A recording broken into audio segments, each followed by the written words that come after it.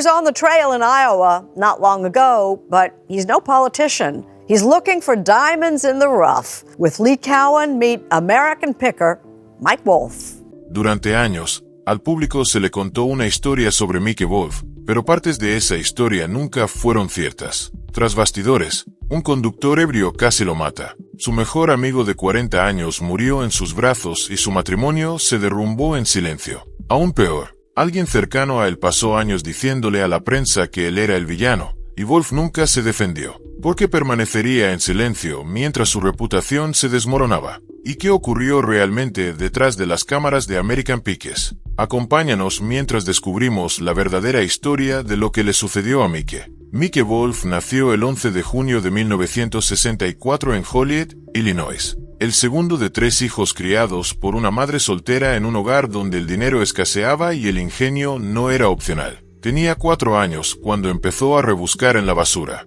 No porque lo enviaran allí, sino porque los callejones detrás de su vecindario estaban llenos de cosas que otras personas habían decidido que ya no servían, y él aún no había decidido eso en absoluto. Encontró una bicicleta entre la maleza detrás de la casa de un vecino, le puso aire a las llantas, la limpió y la montó, hasta que un chico mayor le ofreció $5 por ella, y él aceptó los $5, y en esa transacción se estableció toda la lógica de su carrera adulta. Algo que otra persona había abandonado aún tenía valor. Encontrarlo antes que los demás era la habilidad. Reconocerlo era el don. La familia se mudó a Bettendorf, Iowa, y Wolf creció en la región de Quad Cities con un chico llamado Frank Fritz, quien eventualmente se convertiría en su coprotagonista en la televisión nacional, aunque ninguno de los dos lo sabía aún. Lo que sí sabían era que ambos eran piques en la forma en que ciertos niños lo son antes de que recolectar se convierta en una compulsión, sacando cosas de graneros, garajes y montones al borde del camino, y llevándolas a casa porque el instinto les decía que esas cosas importaban, incluso cuando la lógica del porqué aún no estaba completamente formada. Wolf caminaba a la escuela por los callejones en lugar de las calles, porque los callejones eran donde los garajes estaban abiertos y se podía ver a la gente trasteando, y donde terminaban las cosas interesantes cuando la parte frontal de la casa ya no las quería. Nunca dejó de caminar por allí. En sus 20 años, Wolf fue un ciclista competitivo, compitiendo en las categorías 4 y 3 desde 1989 hasta 1998 y canalizando la misma energía obsesiva que lo había llevado a sacar bicicletas de montones de basura desde los 4 años hacia un deporte que requería cualidades idénticas: paciencia, la disposición a esforzarse y la capacidad de detectar una oportunidad antes que la competencia. Abrió 2 tiendas de bicicletas en Iowa durante la década de 1990, Village Bike Shop en East Davenport y una segunda tienda en Eldridge. Las financió vendiendo una motocicleta Harley Davidson de 1934 a un coleccionista en Bangkok, Tailandia. Aún no era una personalidad televisiva. Era un hombre que entendía que las cosas viejas tenían valor y que las personas que sabían dónde encontrarlas eran las que llegaban primero. Cerró las tiendas de bicicletas y se lanzó a la carretera. Durante casi 2 décadas, Wolf recorrió las carreteras secundarias de Estados Unidos en una furgoneta de carga, acumulando más de 60,000 millas en busca de lo que él llamaba oro oxidado y construyó la red de contactos y el conocimiento enciclopédico del mercado que eventualmente se convertiría en la base de uno de los programas más exitosos del History Channel. Abrió Antique Archaeology en LeClaire, Iowa,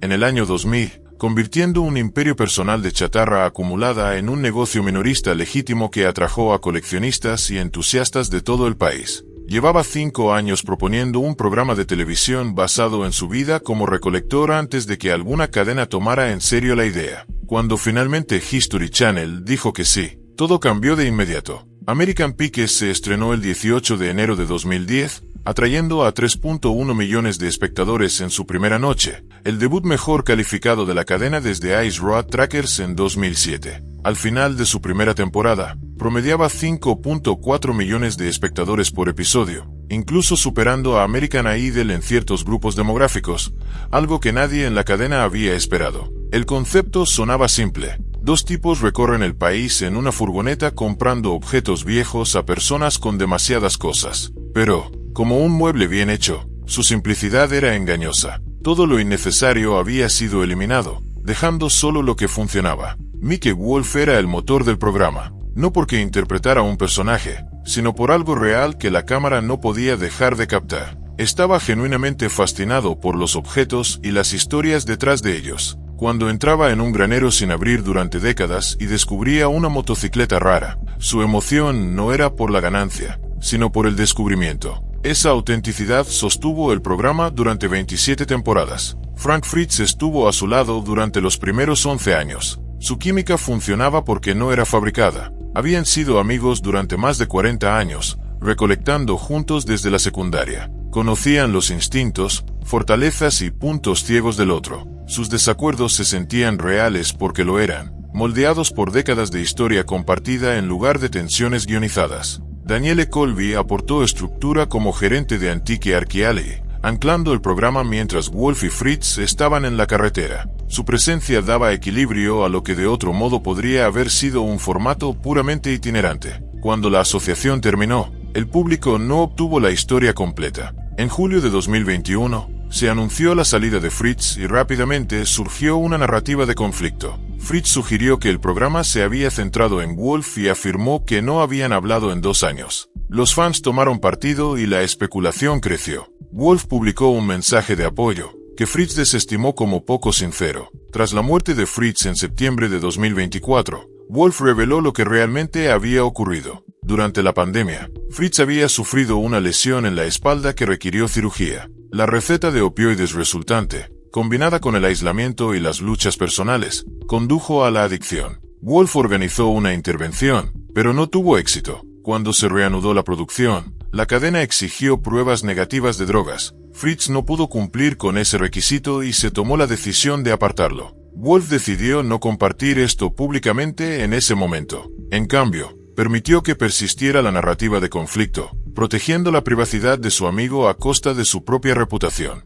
Durante 3 años, fue retratado como el villano en una historia que sabía que no era cierta. Las dificultades de Fritz empeoraron. En julio de 2022, sufrió un derrame cerebral que lo dejó parcialmente paralizado e incapaz de tomar decisiones legales. Tras 2 años de rehabilitación, ingresó en cuidados paliativos. Wolf lo visitó, le tomó la mano y le dijo que lo amaba. Le aseguró que no había enojo entre ellos y estuvo allí cuando su amigo falleció. Solo después de la muerte de Fritz, Wolf contó discretamente toda la historia. Mientras todo esto ocurría, la vida personal de Wolf también estaba cambiando. Se había casado con Jodie Faet en 2012, el mismo año en que nació su hija Charlie. Jodie desempeñó un papel importante en la gestión de su negocio y su presencia pública durante el auge del éxito del programa. Durante años, su vida familiar proporcionó un telón de fondo estable para las aventuras de Wolf en pantalla. Esa estabilidad terminó en 2020. La pareja se separó en junio y Jodie solicitó el divorcio en noviembre, citando diferencias irreconciliables.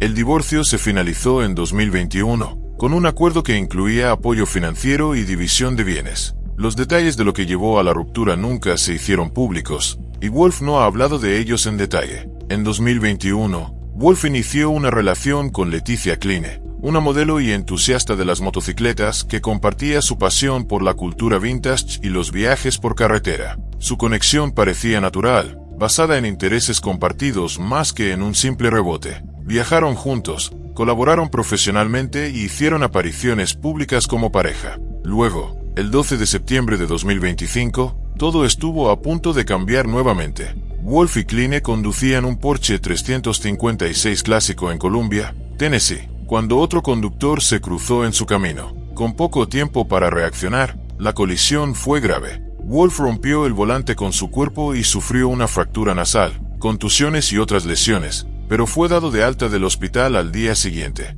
Las lesiones de Kline fueron mucho más graves. Una mandíbula rota en múltiples partes, costillas fracturadas, un esternón fracturado y un pulmón parcialmente colapsado. Requirió múltiples cirugías y una larga recuperación. El conductor del otro vehículo fue posteriormente acusado de conducir bajo los efectos del alcohol y otros delitos relacionados. Wolf describió el accidente como una segunda oportunidad, una afirmación que tenía peso considerando todo lo que ya había vivido. En el lapso de unos pocos años, había perdido a su amigo más cercano, pasado por un divorcio y ahora sobrevivido a un accidente potencialmente mortal. En medio de estos desafíos, su vida profesional también estaba cambiando. En diciembre de 2025, Danielle Colby publicó un vídeo sugiriendo que American Pickers había llegado a su fin. El anuncio provocó titulares generalizados y confusión. Wolf respondió rápidamente, aclarando que el programa no había sido cancelado y seguía activo, aunque en pausa mientras trabajaba en un nuevo proyecto. Ese proyecto, History's Greatest Picks with Mickey Wolf, se estrenó en febrero de 2026. A diferencia de American Pickers, que se centraba en la búsqueda y la negociación, la nueva serie se enfoca en la narración, explorando la historia y la importancia de artefactos relevantes a través de entrevistas y recreaciones. Wolf describió la experiencia como emocionante y a la vez inquietante, señalando que el formato era completamente diferente de lo que había hecho antes. Mientras tanto, American Pickers entró en su primer verdadero receso después de 15 años de producción continua. La temporada 27, dedicada a Frank Fritz, continuó emitiéndose, y Wolf confirmó que se planeaban más temporadas. La pausa marcó un momento poco común para Wolf, una oportunidad para dar un paso atrás, reflexionar y recuperarse. Ahora, en sus primeros 60 años, continúa equilibrando múltiples roles: coparentalidad de su hija, gestión de sus negocios, conducción de un nuevo programa y reconstrucción tras pérdidas personales y traumas físicos. Cerró la tienda antique Archialley de Nashville en 2025 para simplificar su vida,